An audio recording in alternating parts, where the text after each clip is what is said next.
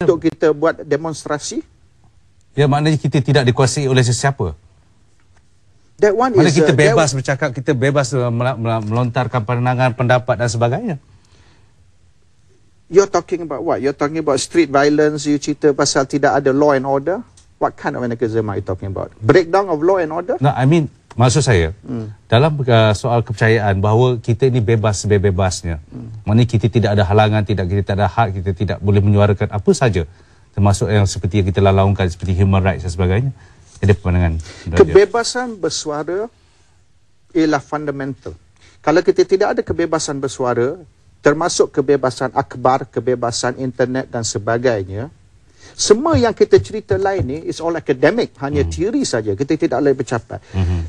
Kalau kita nak kata manusia tidak boleh diberi kebebasan, adakah Nabi Muhammad yang Nabi Muhammad sallallahu alaihi wasallam sendiri tidak beri kebebasan bersuara di arah berhijrah?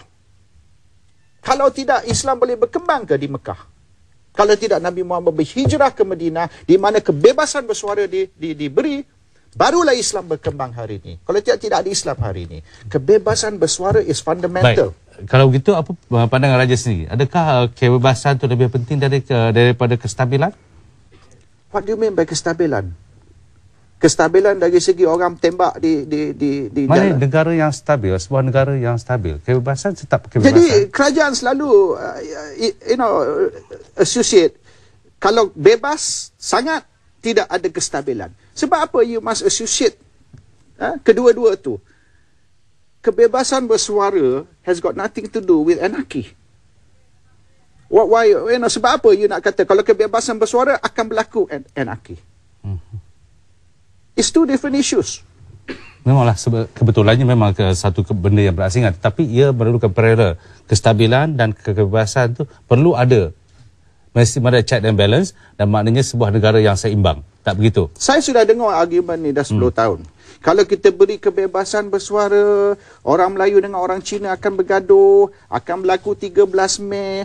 Hari ni, Blok sudah membuktikan, sudah 4-5 tahun kita beri kebebasan bersuara. Orang Cina criticize dasar ekonomi baru.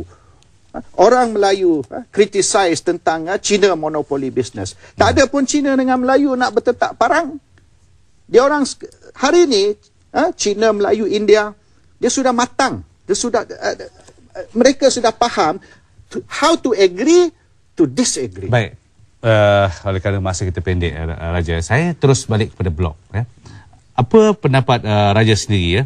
Adakah penulis blog ini menulis melalui maklumat-maklumat yang begitu terbatas dan begitu terpaut ataupun terikut-ikut dengan sentimen ataupun emosi? Saya tak tahu tentang blogger lain. Tapi saya tulis dari hati saya. I write what are my feelings. Kalau saya rasa satu kezaliman telah berlaku, misalnya kes Al-Tantuyah 2 hari dulu, yesterday, saya telah tulis tentang kezaliman yang telah berlaku kepada Al-Tantuyah. So to me that's my emosi or my feeling about the issue. Boleh tak penulisan-penulisan begini boleh memesongkan pemikiran masyarakat? Dari segi apa?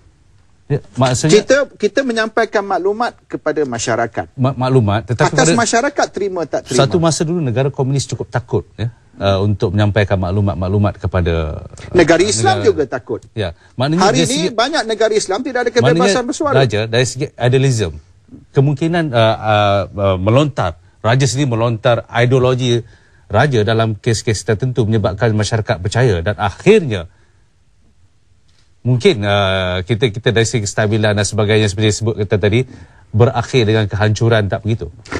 Ini pemikiran komunis. Apa you cakap ni pemikiran komunis. Komunis percaya kalau kita buka sangat akan berlaku tidak kestabilan. Negara Islam hari ini polisi yang sama. Mereka tidak beri kebebasan juga. Jadi bagi negara barat, Islam is the new communism. Jadi kalau kita nak guna hujah ni atau nak guna ni sebagai basis yang kita nak argue, kita boleh kata komunis macam ni, orang barat kata Islam macam ni. Ini soalan terakhir saya. Soalan sikit je lagi sebab kita tidak punya masa panjang. Saya nak tanya satu soalan yang common, Apakah keputusan pilihan raya yang lalu, yang ke-12 lalu, Raja fikir ada sentuhan daripada blogger? Mungkin ada, tapi bukan internet saja. Dia banyak faktor yang menyebabkan mungkin blok satu darinya. Di kawasan urban, di kawasan bandar mungkin ada. Tapi ramai pengundi di luar bandar. Baik, kita tak punya masa. Kita tengok apa keputusan daripada pool kita. Silakan. Jadi keputusan blok mampu menjadi media arus perdana. Setuju atau tak setuju? Nampaknya Raja 96% setuju. Jadi akhir sekali Raja, saya penulis blog juga ya. Saya rasa saya penulis blog juga. Apabila saya menulis, kalau saya menulis pembohongan, saya memfitnah, saya rasa berdosa pada diri saya sendiri. Jadi macam mana pada Raja? Saya mengamalkan satu saja, iaitu kewajipan dan tanggungjawab sebagai orang Islam. Amar ma'ruf nahi mungkar. Saya menentang kemungkaran, saya sampaikan yang benar. Terima kasih Raja. Terima kasih. Okay. Thanks a lot. We offered. Terima kasih. Kita jumpa lagi minggu depan.